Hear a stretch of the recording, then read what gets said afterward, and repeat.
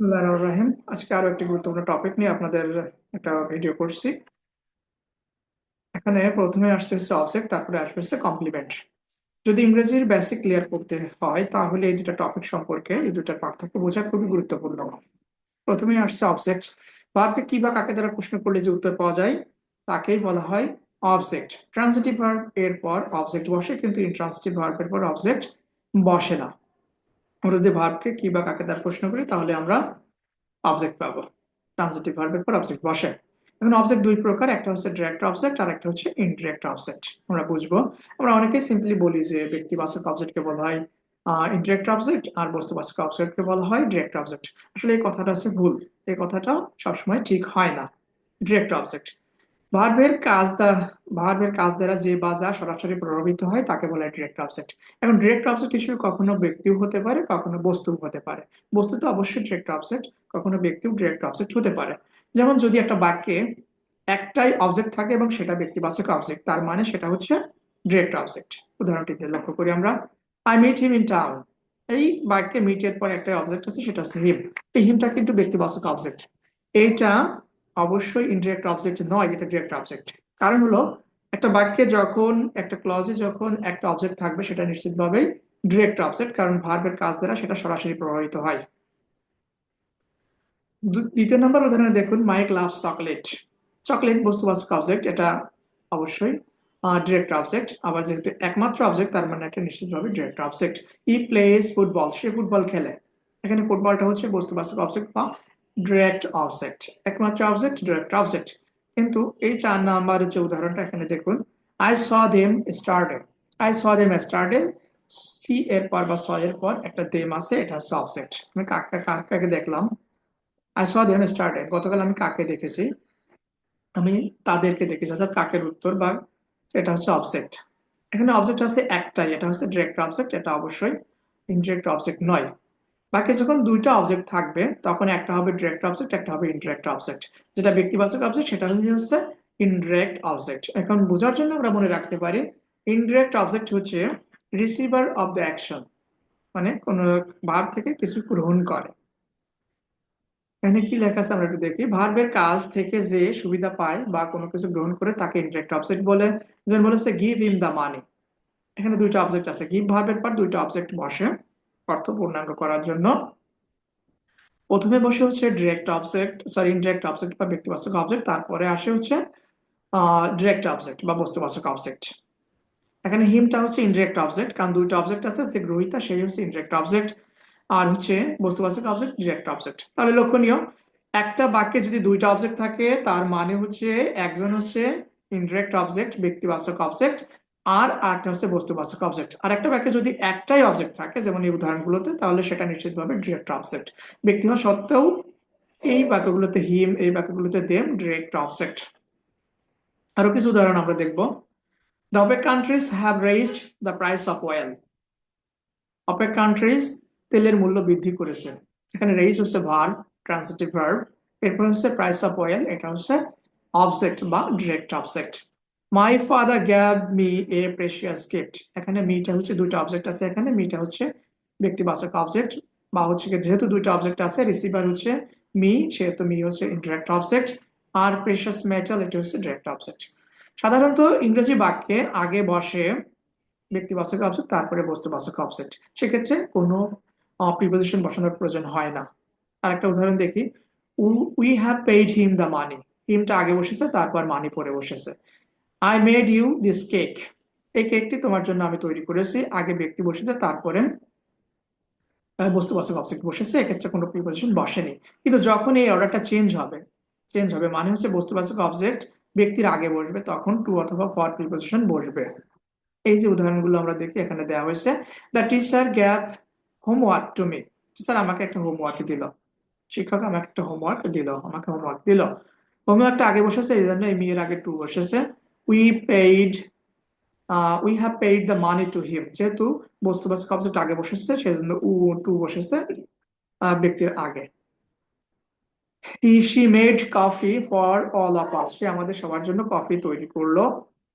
She made coffee for all of us. এখানে লক্ষণীয়, এখানে টু বসেছে, এখানে টু বসেছে, কিন্তু এখানে ফর বসেছে। আসলে পার্থক্যটা কি? যা দেয়া হচ্ছে বা যা তৈরি করা হচ্ছে তা যদি প্রসেস করা বোঝায়, যদি তা যদি চেঞ্জ করে দেয়া বোঝায়, তাহলে পর বসবে। আর যদি চেঞ্জ করা না বোঝায় তাহলে টু বসবে। যেমন হোমওয়ার্কের কোনো চেঞ্জ কিছু নাই, টিচার আমাকে হোমওয়ার্ক দিল এই জন্য টু বসেছে। মানি, সে আমাকে টাকা দিল, আসলে টাকা দিচ্ছে কিন্তু টাকাটাকে আর প্রসেস করার দরকার হয় না, টাকা তো চেঞ্জ করা যায় না, তার মানে এখানে টু বসেছে। এটা কফি তৈরি করে দিল। এখন কফি যখন তৈরি করা হয়েছে বা প্রসেস করা হয়েছে, দুধ, চিনি, পানি দিয়ে কফি তৈরি করা হয়েছে, এটা প্রসেস করা বোঝায়, তখন এটা যেহেতু প্রসেস করা বোঝায় সেহেতু এখানে ফর বলবে। I made this cake, cake তৈরি করা বোঝাচ্ছে, এখানে তৈরি করলে প্রসেস থাকে সেজন্য ফর বলবে। এখন আমরা কয়েকটা পরীক্ষার প্রশ্ন দেখবো। মিস রাহাত গ্যাভ, আমরা জানি গিভ এমন একটা ভার্ব যার থেকে দুইটা দুইটা অবজেক্ট বসে, একটা ব্যক্তি একটা বস্তু।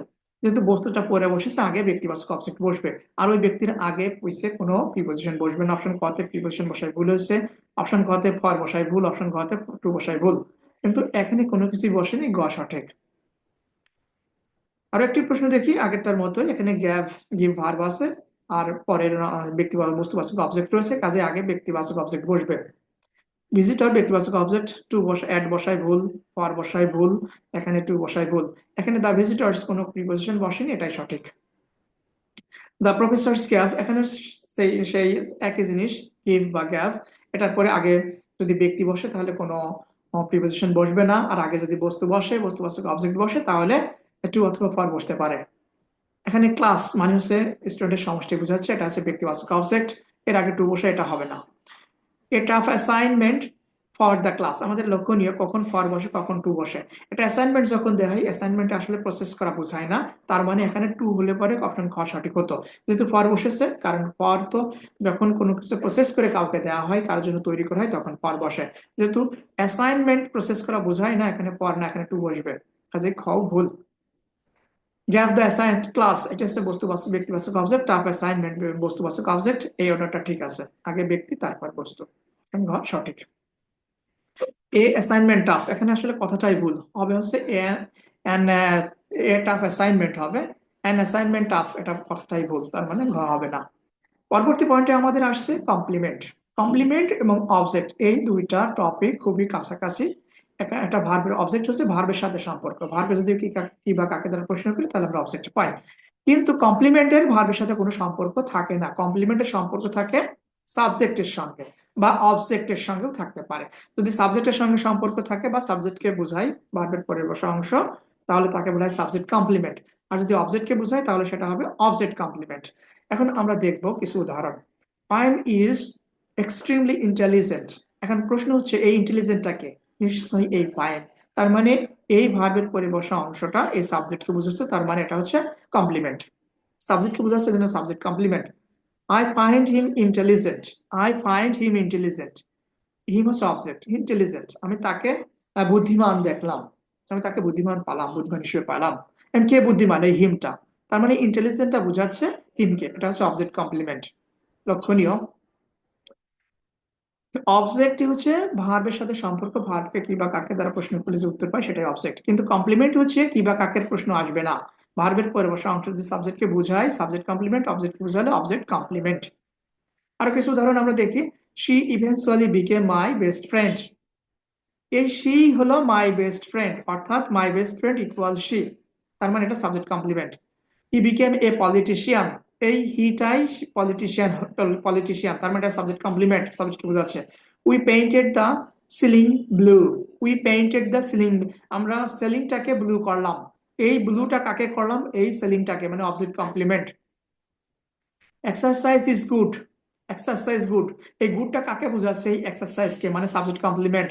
Exercise makes you healthy, you healthy মানে তোমাকে স্বাস্থ্যবান করবে, স্বাস্থ্যবান কে হবে, ইউ হবে, মানে অবজেক্ট স্বাস্থ্যবান হবে, তার মানে এটা অবজেক্ট কমপ্লিমেন্ট। এখন কিছু আমরা পরীক্ষার প্রশ্ন দেখব।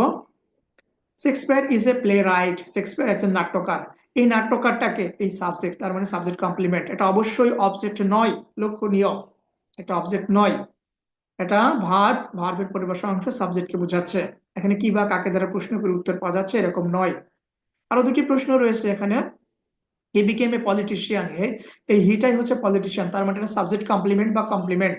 ইট ইজ ডিফিকাল্ট, এই ইটটাই হচ্ছে ডিফিকাল্ট, এই জন্য ইটটা কি, এই ডিফিকাল্টটা কি, ডিফিকাল্টটা হচ্ছে কমপ্লিমেন্ট। আশা করি আপনারা বুঝতে পেরেছেন। না বুঝলে আমার কমেন্ট করবেন, আরো বুঝিয়ে দেব। আর আমি যে লেকচারটা দিলাম এটা হচ্ছে আমাদের technique English grammar and literature বই থেকে। আপনারা বইটা দেখবেন, আমার লেকচারটা বুঝে দেখবেন।